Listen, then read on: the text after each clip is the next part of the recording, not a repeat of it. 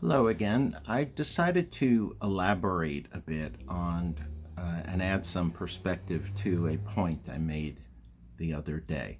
I said at that point that to do media criticism, to think about the news, you had to have some idea of what the role was of press in a society and what the relationship was between journalism as an institution and the rules of governance in the population of a society. So, historians and other people who think about this have developed what is called the four theories of the press. If you've taken Journalism 2500, you may have heard of this. If you haven't, you probably have not. But I'd like to just sort of run through it fairly quickly and with a very broad brush paint through several centuries of history. The first period of the press is known as the authoritarian period, and that's because at that point, um, literacy and printing was controlled by the ruler. In some cultures, the press might be privately owned and licensed by the monarch.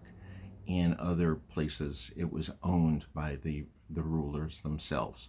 And so, in the authoritarian press, you had not a great deal of freedom. You had to only provide material that the rulers were comfortable with.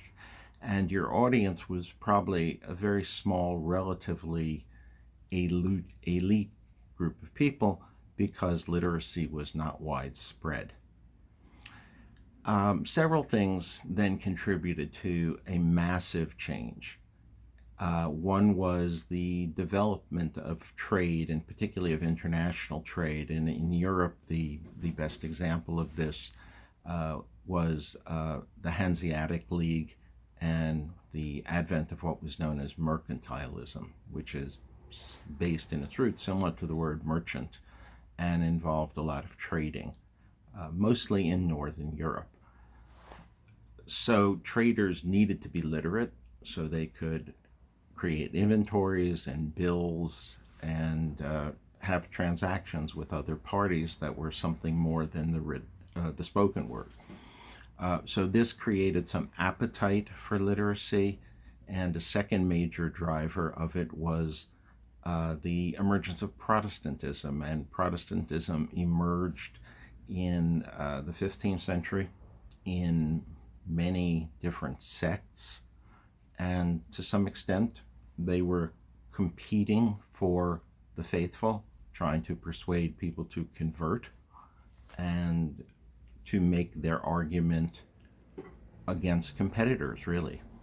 And so they relied heavily on both the spoken word and the written word, and there was a great deal of pamphleteering, of prayer books, of psalms. And these, to succeed, you needed to have literacy, and people became interested in being literate and asked for this knowledge because there was now material available for them to digest. At the same time, a limiting factor was that the technology of the printing press, and we who were schooled in European culture and traditions sort of date that from Gutenberg in the 15th century, and he's credited with the first printing press, yet we now know from historical records that there were printing presses in China 400 years earlier.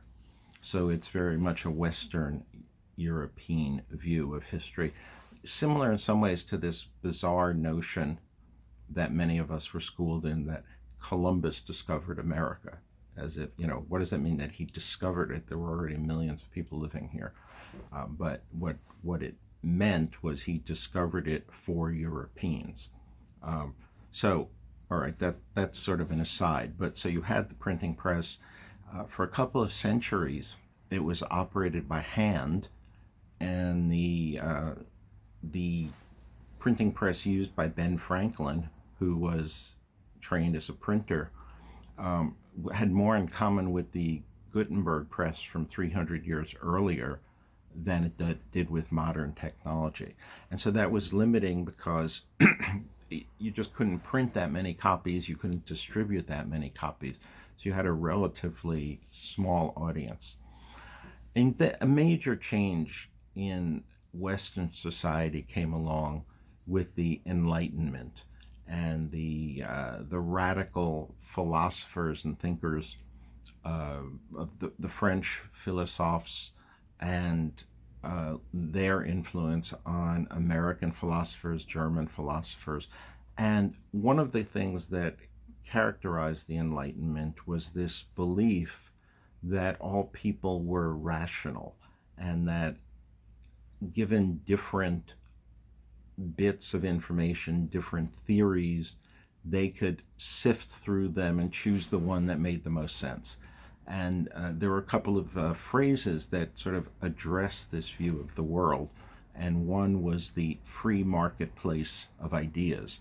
The notion there was that anybody could be able to come to the public square, stand up on a carton, and talk.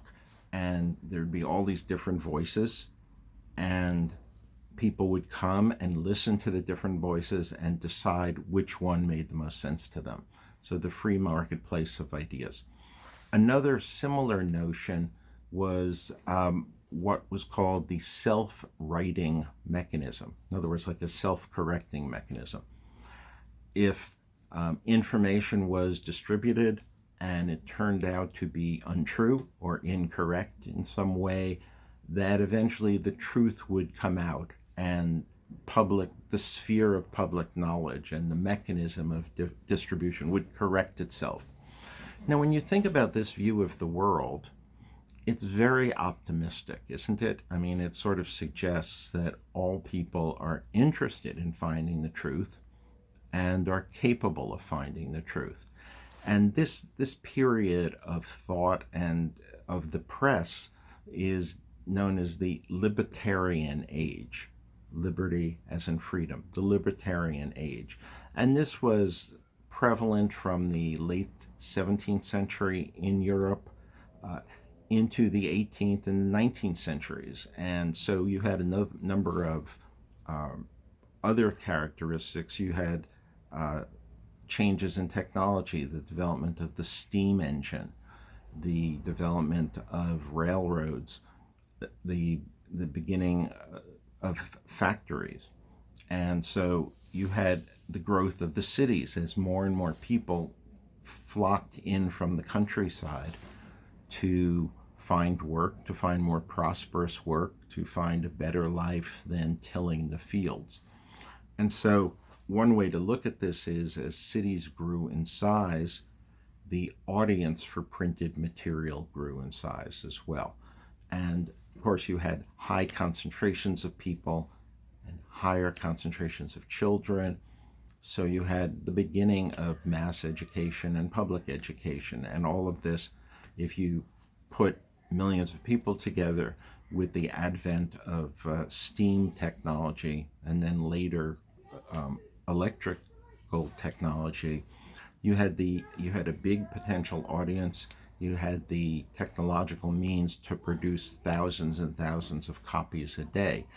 And so initially, in this libertarian view, there were many, many different voices. There were many, many different newspapers. There were times in New York City when there were dozens of daily newspapers. And in fact, I'm talking about 100 years earlier, but when my father was growing up in New York City, and he was born in 1913, so he was in high school in the late 1920s. At that point, there were 27 daily newspapers in New York City. In the early 1950s, when I sort of became a sentient, literate being, there were 7 daily newspapers in New York City. So you had this cacophony and many different voices and many different sources of knowledge competing for public interest. But along with that, there was sort of this growing awareness in the late 19th century that was a good deal less optimistic in some ways. This notion that all people were rational and all people were truth seeking and would know the truth when they found it began to be challenged by the development of psychology as we know it, modern psychology, so late 19th century. And this began to raise the question of irrationality and the observation that many people were irrational, not necessarily crazy, but that they didn't think rationally, they weren't interested in finding the truth, they were guided by other beliefs than truth-seeking. And at the same time as the cities grew enormously and Britain and then the United States and Germany became modern industrial powers and cities grew in size to the millions, it was also very quickly observed that there was enormous misery, poverty, terrible public sanitation, and terrible public health problems.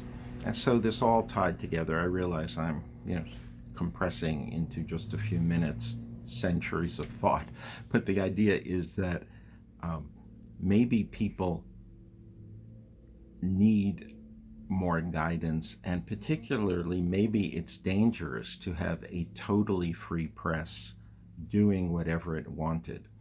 We also had the onset of modern warfare involving modern machines of destruction that could kill people far more quickly than swords and lances and bayonets.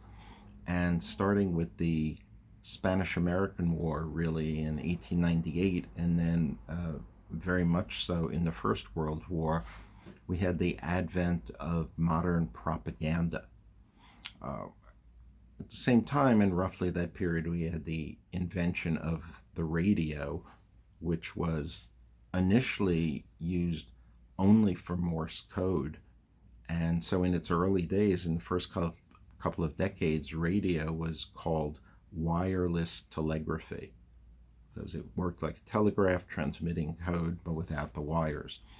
And it was only when the technology evolved to the point that you could have voice transmission that we had radio as we know it, and the development of a mass market for radio. And that really, on a large level, wasn't until the late 19-teens, and then it boomed in the 1920s. And so one way of looking at this was information could be transmitted much more quickly to many, many people, a far bigger audience than those who decided to buy a newspaper. You could just be sort of invading people, who were sitting in their homes or sitting on the street, and the radio came on, and boom, all of a sudden they were hearing news or propaganda.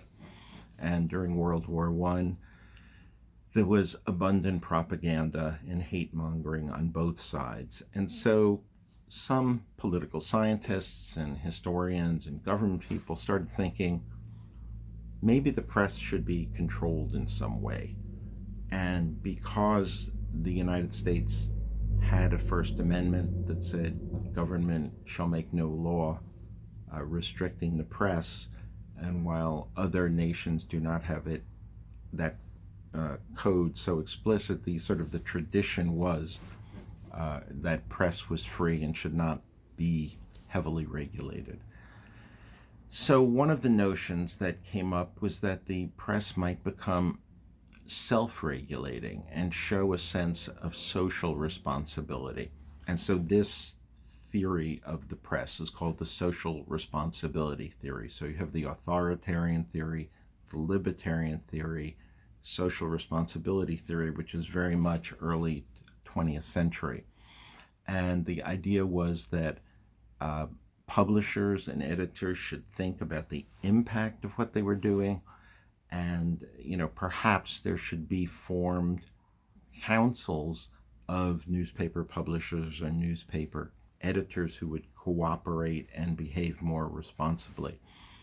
There were some reforms enacted, but in the end this theory of the press, the social responsibility, is still being debated today. And there are still people who say, we'll say what we say and people can believe it or not believe it. And you don't need government interference or even organizational interference in this transmission of ideas. And so, of course, all of this was multiplied enormously as radio grew in popularity, and then television stood alongside of it. And television technology, I think this is not so well known, but was actually developed in the late 1920s. And there was even a television magazine published in 1927. But it was really more of a lab technology than a public technology, and it was only after World War II that you had the production of television sets and their introduction into American homes, and to some extent the displacement of radio as the principal instrument of both entertainment and journalism. And then, of course, everything was ramped up enormously by the development of the internet.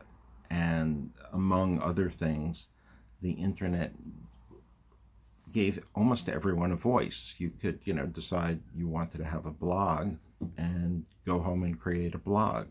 And so where in the print age, eventually the number of publications was limited by the competition for a market, and at the same time the very substantial operating costs of needing to have office space and printing technology and all the workers to support it and a fleet of trucks to deliver it. This is, leaving aside all the journalists. In other words, an economist would say there were many barriers to entry, and it was a rare company or person who could say, I'm going to start a daily newspaper, because it was a huge investment.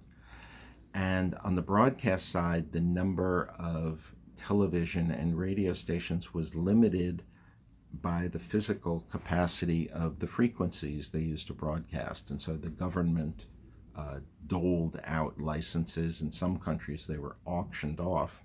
In the United States, for decades, they were just given away to companies that then made billions of dollars to use the public airways without paying for that privilege. It was if you might think of the public airways in the context of a national park or some other resource. And in the national parks, the number of companies that can do business in there, the number of hotels, the number of places that sell food is very severely limited. And those that want to do business there pay for the privilege. And there were people back in the teens and the 20s and 30s who were arguing for that. But the decision was made at the federal level to, effectively just give broadcasting opportunities away to certain companies and certain investors. And so it was restricted in many ways. And then I'm skipping through the decades here very quickly, I know that, but then you come to the internet, and in some ways we're almost back with the free marketplace of ideas, where you can sit down at your computer and go on the web and without very much difficulty at all find hundreds of newspapers, read newspapers and magazines from all over the world, listen to radio stations from all over the world, and to a certain extent watch television programming from all over the world. So we're sort of now back in this era of a relatively free marketplace of ideas and a lot of competition for the audiences. And at the same time, we've brought forward or inherited a lot of the concerns about responsibility and the difference between news and commentary and the difference between truth and propaganda. And so it's very difficult, and you need to think about, when I say you need to think about, I meant in order to do intelligent criticism of the news media, you need to think about, what do you think the role of the news media should be? Should it be as an agent of the state. And actually, I'm only now just mentioning the fourth theory of the press, which people refer to as the Soviet model. And in this model, the press is an instrument of the ruling party which controls the government. And there was, I'm trying to remember if it was Stalin or one of his successors, but who said, people talk about the press printing truth. The only truth is the news of socialist construction. So if that's your view of the truth, by our standards, it's selective and warped and very controlling. But that view persists today in the very few countries that still identify as communist, most notably North Korea and communist China. I would put in that category, but while the press is heavily controlled, there still are a lot of bloggers and alternative news sources, particularly at the local level, who manage to do other types of journalism. So we're in an age now where we see evidence that many people are more interested in feelings and reinforcing their own feelings than in considering others' opinions and weighing them and reaching thoughtful decisions. So in that way, it's a very alarming time. And as you think about the press and you criticize the press, think about what role would you like the press to be? Should it be a tool of the government and an extension of the government that works at preserving government policies and is an instrument of national unity?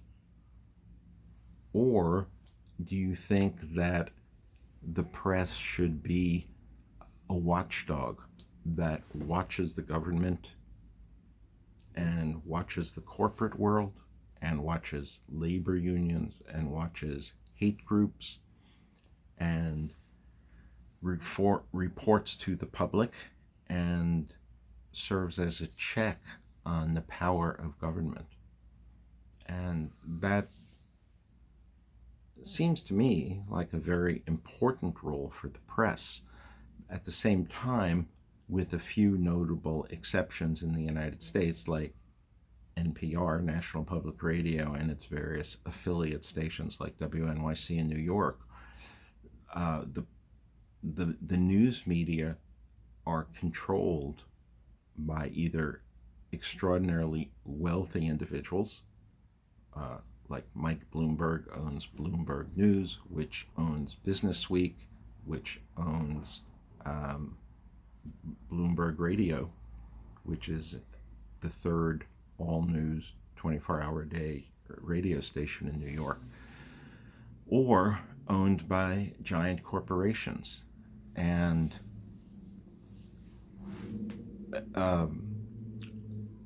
clearly that gives these owners a great deal of power, and in many cases the power to do as they wish. And we see people, including people in power, saying there's more than one set of facts.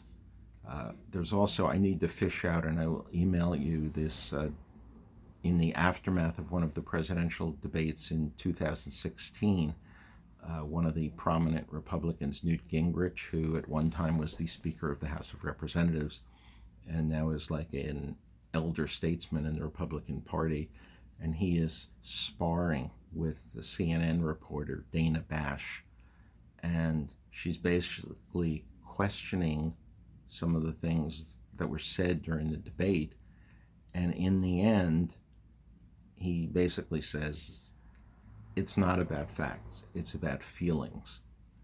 And here it is 4 years later, and I feel that more strongly than ever we're seeing that a lot of arguments about what is and what should be are based not on data but on feelings.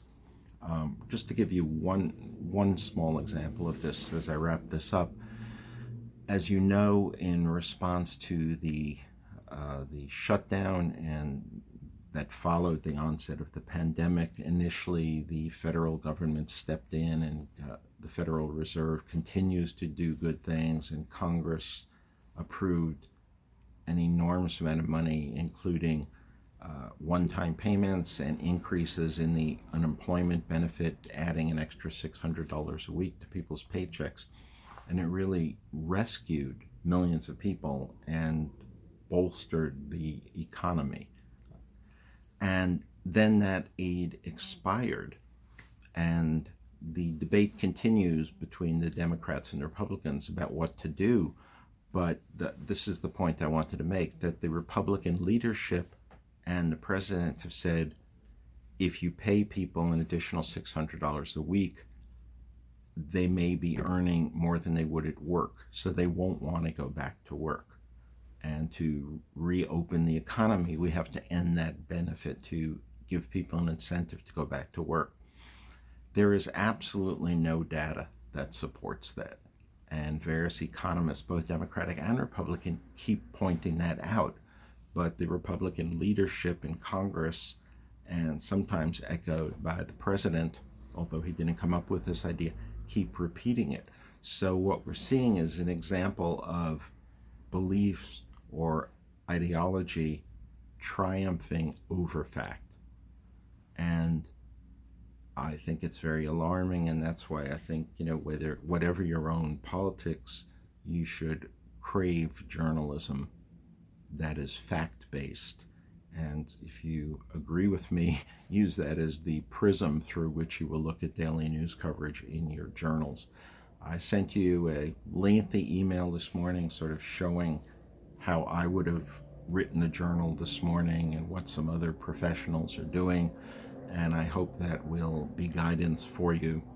And I just wanted to sort of fill in this background. I will be back to you on Sunday or at the beginning of the week talking about the next topics that we take up. And those are think tanks and lobbyists. And the reason I want to focus on them a bit is because that's where a lot of policy comes from. That experts or ideologues, not that they're mutually exclusive, do a lot of research and advance ideas for policies, and that's where most policies come from, and they are debated and then adopted in Congress and in state legislatures. And so I think it's important not necessarily to dig deep, but just sort of to understand what think tanks are, what the prominent ones are, and how they work. And then similarly with lobbyists, I've given you some readings that I think demonstrate how and to what extent they shape public policy. So I will sign off now.